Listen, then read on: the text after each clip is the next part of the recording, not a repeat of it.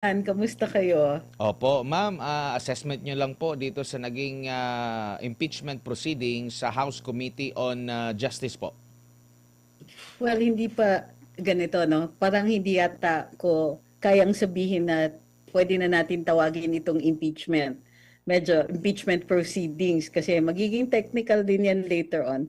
But ang nakita ko na nangyari doon sa proceedings to determine kung mayroong probable cause ay medyo, how would you call this?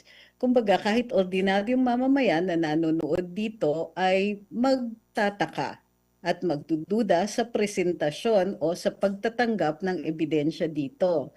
Halimbawa, kung napansin ninyo, in the course, no, ang ginagawa nila, mayroong complaint, mayroong mga attachments yung complaint, at ang sinasabi nila ay magtatanong lang sila ng clarificatory questions. Gayon pa man, matapos ang pagtatanong ng clarificatory questions, may biglang magma-manifestation.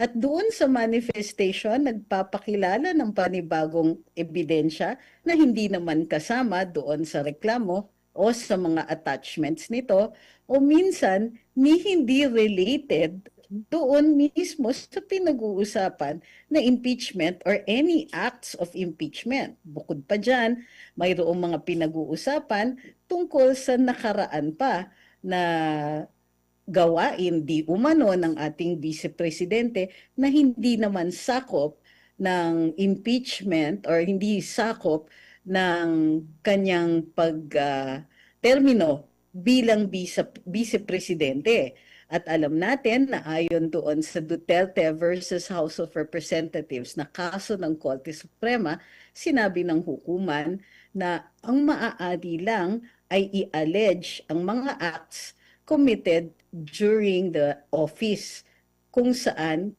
pinai-impeach siya. Kung bukod pa dyan, mayroon of course may konting confusion tungkol doon mismo uh, sa tinatawag nga na report ng AMLC, may konting confusion sa interpretasyon ng mga transaksyon at iba pang mga, so-called evidence na ini-introduce nila. So hindi ito ayon sa proseso at tila hindi naman fair. So kahit sinong nanonood dito, naging parang free for all na pagkakataon ng ilang mga mambabatas natin na magkaroon ng na may sabihin at i-interpret ang facts, ang data, at alleged na gawain ng ating Vice President. So none of it seemed very fair. Opo. Ma'am, sakali pong umusad ito, no? Kung halimbawa, mayroong silang makuhang sapat na boto tapos hindi pa lumalabas yung magiging desisyon ng Korte Suprema, pwede bang questionin sa impeachment court sa Senado yung paggawa nitong mismong reklamong impeachment sa pangalawang Pangulo dyan sa Kamara? Yes, kung di tayo nakakakalimot doon sa 19th Congress, sa unang attempt na i-impeach si Vice President Inday, may mga issues na ni-raise rin ang team o ang defense team ni Vice Presidente Inday Sara, ah, parallel doon sa pangyayari sa petition na nakahain sa Korte Suprema. So, maaari naman i-raise ito sa Senado. It will be up to the Senate kung gusto nilang i-determine or gawan ng desisyon yung i-raise ng defense. Opo. Ano naman po yung magagamit doon sa recent na decision po ng Korte Suprema? Lalo na ipinaliwanag kung ano yung ibig sabihin ng forthwith po. Dun sa forthwith, well, hindi ko alam kung magagamit yon, no? Pero ang sinasabi ng hukuman doon ay nasa jurisdiction ng Senado to determine kung kailan yung actual na pag-uumpisa ng pagdidinig sa impeachment proceedings, so long as reasonable ito at hindi unnecessary yung delay kung sakaling meron, at hindi magagamit ito bilang ah, pag-abandona sa kanilang mandato o obligasyon na i-hold accountable yung impeachable officer. So, yun, maliwanag, desisyon ng Senado yon. At exclusive ang desisyon na yon sa kanila, hindi maaaring mag-intervene ang Korte Suprema, lalong-lalo na't wala naman naipakita na may grave abuse of discretion sa pagsabi ng Senado na, teka, wag muna natin itakal, wag muna natin ituloy. So, wala namang ganong klaseng findings. In short, in the absence of grave abuse of discretion, maaaring mag-determine ang Senado kailan yung umpisa ng pag-hold ng pagdidinig sa impeachment. Opo. Dito naman po sa inaasahang botohan sa plenaryo po ng Kamara, may obligasyon po ba ang bawat kongresista kung paano ba siya boboto? May patakaran na po ba na naaayon talaga? Or still kahit na hindi niya binasa yung mismong report dahil nakumbinsi lang siya, automatic maglalagda lang siya. Wala po bang pananagutan kung ganun lang ang klase ng pagboboto po natin para mapatalsik ang isang impeachable official? Well, ang sabi ng hukuman sa Duterte versus House of Representatives na kailangan, nasa exclusive naman ang mandato ng House of Representatives at ng bawat kongresista na gumawa ng desisyon. Basta hindi siya attended by grave abuse of discretion. So dun sa dating kaso in the 19th Congress, nakita natin na sinabi ng hukuman, may grave abuse of discretion dito dahil ginawa nila yung decision sa pag-i-impeach at pag-forward ng articles of impeachment sa Senado nang wala man lang pag-inform sa bawat kongresista kung ano yung charge, hindi rin ipinakita na nakita nila yung ebidensya, hindi sila nabigyan ng pagkakataon questionin yung respondent at hindi rin nabigyan ng pagkakataon yung respondent na makita yung charge or yung articles of impeachment o ang ebidensya tungo dito. Kung kaya't makikita nyo maliwanag may grave abuse of discretion kasi hindi man lang nila nabasa, nakita, nabigyan ng pagkakataon na makuha o ma-question yung ebidensya at impormasyon tungkol dito. Kung kaya't alam natin o magtataka tayo, ano ang naging basihan ng kanilang desisyon. In this case, sa plenaryo po, ang bawat kongresista ay dapat mabigyan ng pagkakataon na mabasa yung charge or yung potential articles of impeachment, makita ang ebidensya nito, mabigyan ng pagkakataon na questionin ang respondent, in this case the Vice President, at mabigyan din ng pagkakataon ang respondent na makasagot doon sa charges na hinaharap niya. Good evening, ma'am. Si MJ po ito. Ma'am, Hi, MJ. marami rin po kasi ang nagsasabi na siyempre yung legal team ni VP Sara sinasabi na fishing expedition itong nangyayari. Pero itong nangyari po ngayon sa House Justice Committee, ito ba'y bad or good precedent sa lahat po ng impeachable officers na posible ring mangyari yung sinapit ni VP Sara, lalo na yung nabuyangyang yung kanyang mga records, nabunyag po doon sa hearing from the AMLAC? Well, for me, hindi maganda ito na precedent.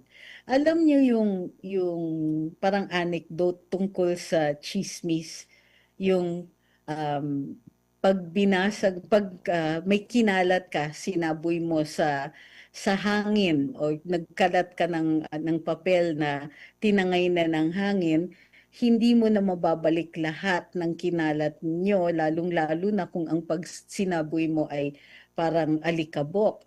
So, ganun din ang reputasyon ng isang tao kapag pinagkalat mo isang bagay na pribadong-pribado, mahirap nang ibalik ang pagkakatiwala sa kanila. Sa ating saligang batas, nakikita natin na may right to privacy ang bawat mamamayan. Hindi po naiiba ang vice-presidente, may karapatan siya sa kanyang privacy.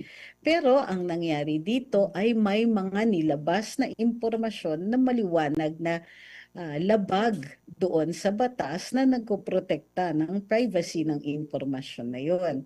Ah, Lalong-lalo na mayroong tinatawag tayong bad faith na kung hindi po kumot may mandato ang hukuman or I'm sorry, ang Kongreso na mag-conduct ng mga proceedings tungo sa finding ng probable cause or reasonable grounds para ituloy yung pagdidinig dito o yung pagtungo doon sa possible impeachment ng vice-presidente doesn't mean na may karapatan silang lumabag sa batas o gumawa ng mga paraan o kahit anong aksyon na lalabag sa karapatan ng isang tao. So in this case, violated both yung right to privacy, yung Data Privacy Act, yung Anti-Money Laundering Act, at of course yung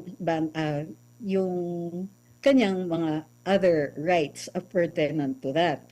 Hindi lang yun, pati yung asawa niya, mayroong mga dokumento na inilahad at kinumentuhan pa ng mga mambabatas natin. Siguro hindi ganon ka bad faith, kumbaga, ang makikita natin kung paglalabas lang ng data at walang interpretasyon na ginawa dito. So, ang nakita natin, may mga interpretasyon under the guise of manifestations na ginagamit itong mga dokumento o mga data o information tungkol sa vice-presidente na in many cases ay napaka-misleading. Hindi natin nakita dito isang proseso para mag-determine ng probable cause. Ang nakita natin dito ay yung outright character assassination ng ating vice-presidente who is protected like any other citizen dito sa bansa. Tingin mo, ma'am, itong ganito katindi na persecution per se, kay VP lang gagana at hindi para po sa iba pa ng mga impeachable officers na nasa roster? Wala tayong nakita dito na pagpipigil sa ating mga mambabatas at kung ito ay tumuloy at ma-uphold ang ganitong klaseng precedent, ang nakikita natin ay isa pang pagkakataon na magkaroon na naman ng isang proceeding na napaka-unjust, na walang paraan na i-correct or ma-prevent. May nakikita tayo na malaking possibility ng perpetuation ng isang injustice, isang kawalan ng katarungan sa isang prosesong sinasabi nilang sinunod. Ma'am, meron kasi mga development ngayon na that would lead to a possible arrest of the Vice President. Possible ba yun, ma'am? Wala ba siyang immunity from suit, yung mga vice-presidente?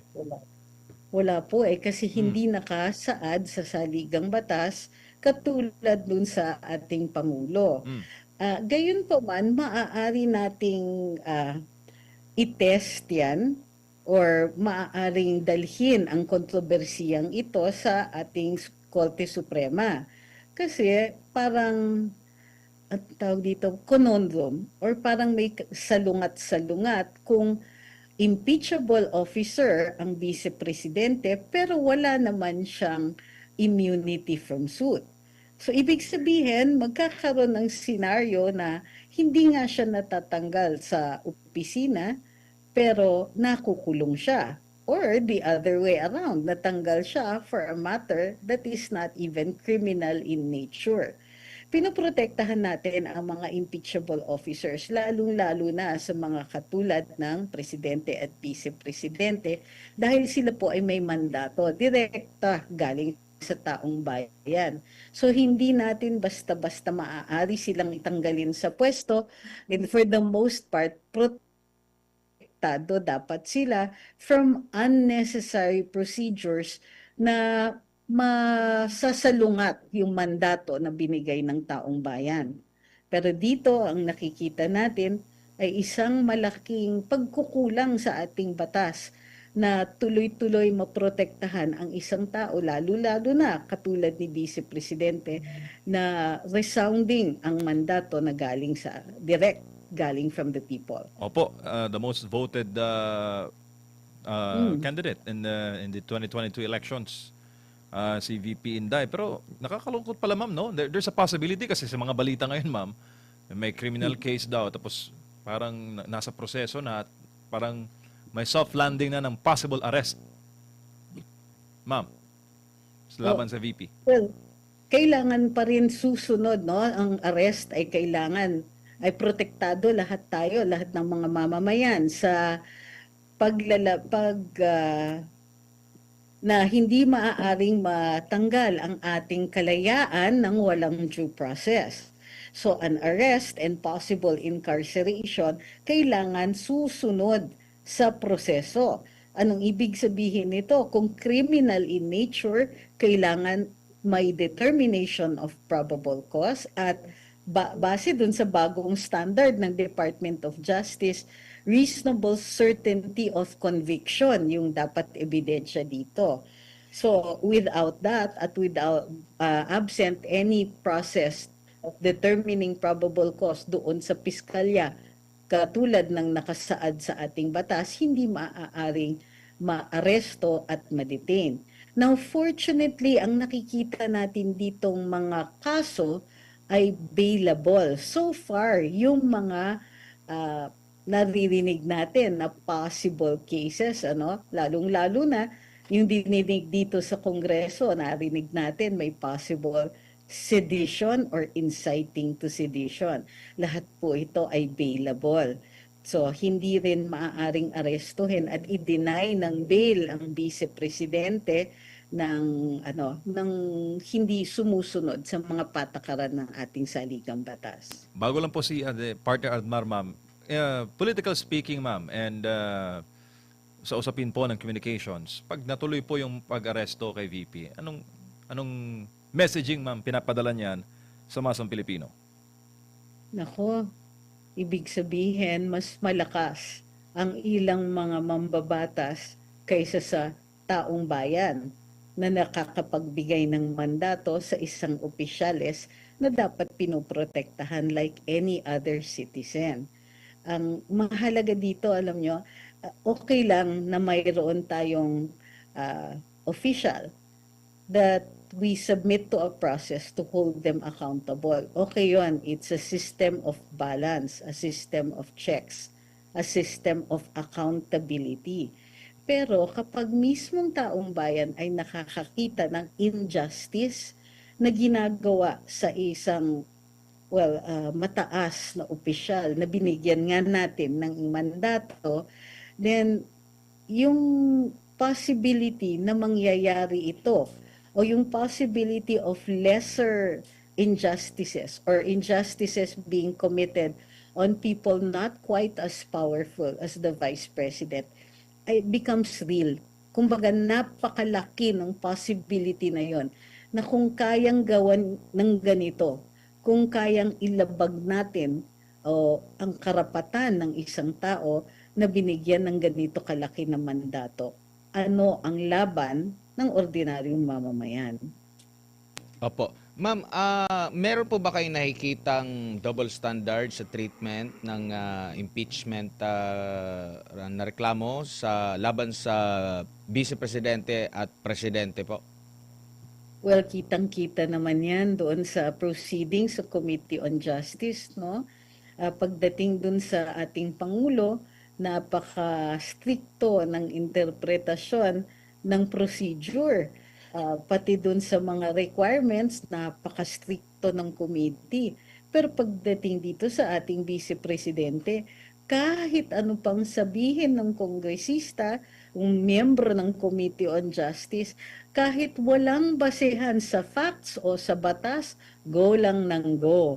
So nakikita natin na protektado masyado ang ating Pangulo, samantalang si VP ay hinayaan lang na parang nilalatigo siya in public at walang nagpipigil sa ating mga mambabatas tuloy-tuloy ang pang-iinsulto, tuloy-tuloy ang mga so-called manifestations na napakanipis na ng relasyon nito sa mga facts na ina-allege tungo sa mga charges sa kanya. Nakakaawa sa totoo lang, masyadong kumbaga, nakita natin na pagdating pala sa isang determinadong grupo ng mga tao na desididong gumawa ng kasamaan, walang magagawa ang ordinaryong mamamayan para mapigil ito. Opo, lipat lang po ako ng topic, ma'am. Comment nyo lang po doon sa recent na pahayag ni dating Speaker Martin Romualdez. Ano po yung basa nyo rito? Magkakalaglagan na po ba? Yung recent na pahayag, ito ba yung nagsasabi siya na Hindi siya hindi mastermind. siya mag-isa? Oo. Or hindi siya mag-isa? Opo. Kung sakaling he goes down, he's not going down alone. Opo. At hindi siya ang mastermind, okay. Well, sinasabi nga niya, hindi lang na hindi siya ang mastermind, ano? Mayroong ibang mga involved at malaki ang involvement ng executive. Huwag na tayong magkunwari, maingat lang siya sa kanyang salita, pero alam natin na ang tinutukoy na niya dito ay ang kanyang pinsan at possibly yung asawa nito, yung asawa ng pinsan niya. Kumbaga, well, para sa akin, this is quite explosive. Kumbaga, unang-una nakita natin no, namayat na yung dating speaker.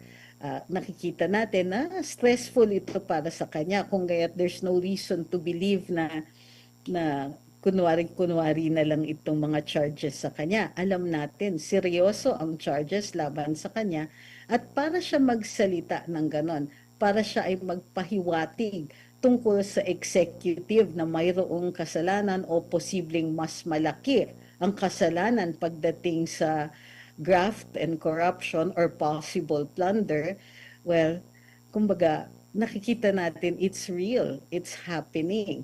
And ewan ko, para sa akin, medyo may konting excitement dito. Not because may mga nasasaktan, pero malaki ang possibility that we might actually find out the truth dito sa likod ng corruption, ng sinasabing massive corruption sa loob ng Administrasyong Marcos. Opo. Dito naman tayo sa sinasabing ipa-file daw na kaso na di umano'y hinugot doon sa naging testimonya ni Guteza. Kung ginamit na ito, maaari na ba talagang imbestigahan muli, salain muli si Guteza? Isama na kasi nagko-corroborate yung sa 18 Brave 18. Attorney. Ay, oo. Sa paggamit ng affidavit ni Gutesa bilang ebidensya laban kay kay former House Speaker Martin Romualdez, binibigyan ng credibility, kumbaga, ang affidavit na ito. Pero warning ko lang, medyo limitado ang pagpipresenta ng affidavit ni Mr. Gutesa. Ultimately, kakailanganin. Kapag ito ay umabot sa hukuman sa Sandigan Bayan, kakailanganin yung testimonya ni Mr. Gutesa mismo dito sa upang not only to authenticate para maging available siya for cross-examination by the defense. Kung hindi po siya makapagpapakita at hindi siya ma-cross-examine, malaki ang possibility na mabaliwala ang kanyang affidavit. Pero sa pagbubukas din ng investigasyon tungkol dito sa nangyari sa recantation, so-called recantation ni Mr. Gutesa, ibang usapan yan. Tingin ko, it merits now a manhunt. Nasaan ba si Mr. Gutesa? Kailangan nasa public interest na po natin na siguraduhin na makagawa siya o makaharap siya sa hukuman, magbigay ng testigo dun sa so-called recantation niya at i-explain o i-narrate sa taong bayan at sa for the record kung anong nangyari sa kanya at sino-sino yung mga taong involved sa pagpapatahimik sa kanya. Medyo, how do you call this? Exciting is no longer the word. Medyo suspenseful po ang mga possible na mangyayari dito. Opo, at ito ring ano, yung pagbibigay diinan nila ngayon, kasi dati laging ini-invoke yung interparliamentary courtesy kaya hindi naimbita doon or naimbitahan nila pero hindi nila mapuwersa na dumalo ang dating speaker during that time, pati si dating congressman na Zaldico. Pero ngayon parang ano na sila, parang atat na sila na maimbitahan talaga, masala doon sa investigasyon ng Senate Blue Ribbon, attorney. At tila gano'n na nga ang nangyayari. Nagbabago nga talaga ang ihip ng hangin pala, ano? So habang tumatagal din, nakikita natin na yung mga dating sinasabi na ay walang mangyayari dyan. O ano, itong mga opisyalis natin, puro bend the law na lang. Minsan-minsan pala may nangyayari na para sa benepisyo ng taong bayan. Well, I hope matuloy lahat ng ito. I hope na walang mangyayari para muli maharang yung mga procedures o yung mga pangyayari na makakatulong sa pag-locate natin sa pagkukumpleto ng kaalaman natin kung paano na-carry out yung ganitong klaseng plunder. Plunder na talaga tawagin natin kasi bilyones na ang pinag-uusapan dito. Kung paano nangyari yon, kung paano na-carry out yung mga ganito, at kung sino-sino ang dapat managot sa pinakamalaking pagnanakaw sa kabanang bayan. Opo. And dito naman po tayo sa kay dating Congressman Zaldico na issue pa rin. Bakit tila nahihirapan po yung communications ng gobyerno? Ano ba talaga yung nangyari? At hanggang ngayon, dinedepensahan pa rin nila na tama ang sinasabi ng presidente. Pero magulo kung ano nga ba ang tunay na nangyari doon kay Zaldico doon. Kasi madali lang naman niya na maano siguro magawa ng press release kung ano talaga yung nangyari po sa dating kongresista po, attorney. Parang ginagawa nilang komplikado ang mga pangyayari. Comedy ang nakita natin nangyari dito. Ito maliwanag na base dun sa mga reports, ano, ang nangyari ay si Mr. Ko ay natigil nga doon sa pagtatawid sa Czech Republic. Siguro may kulang sa kanyang mga dokumento o kaya nagkaroon ng konting issue doon sa pagtigil sa kanya ay immediately in-inform naman ang mga autoridad sa Pilipinas, in-inform din ang pinakamalapit na embassy ng Pilipinas.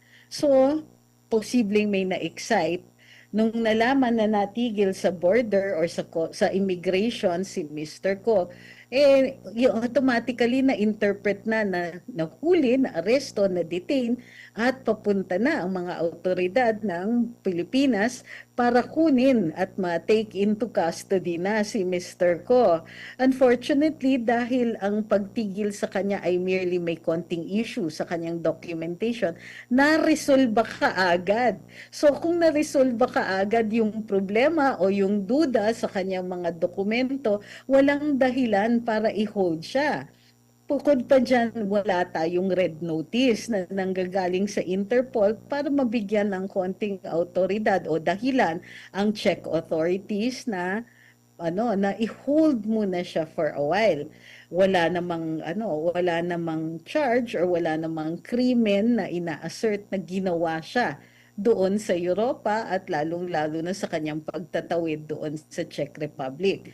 In other words, na-check yung kanyang mga dokumento, may na-excite at in-interpret ito na isang aresto. So, ang naalam lang, kumbaga, ang pinaka naging revelasyon lang dito ay tumawid pala siya dun sa Czech Republic at may lumabas, hindi pa natin na-verify ito, na tila nag-apply daw ng asylum si Mr. Ko sa France. This one makes sense, no? Medyo reasonable yung ganyang klaseng balita dahil malaki yung possibility na yung entry niya dito sa Europe ay through Paris, France. At ayon doon sa rules ng pag-seek ng asylum, doon mo gagawin dapat sa iyong entry into the European Union. So, but apart from that, comics or comedy lang ang nangyari at ang pinaka-comedy ay dito sa gobyernong Pilipinas. Ngayon, paano nila i-correct? Nakakatawa kasi dun sa interview kay Acting Secretary Eric Vida ng Department of Justice, tila napakaingat, overly maingat siya sa paggamit ng mga salita na napansin din ng mga tao tuloy. Bakit ayaw mong sabihin na he is free? Una sinabi, he is not detained.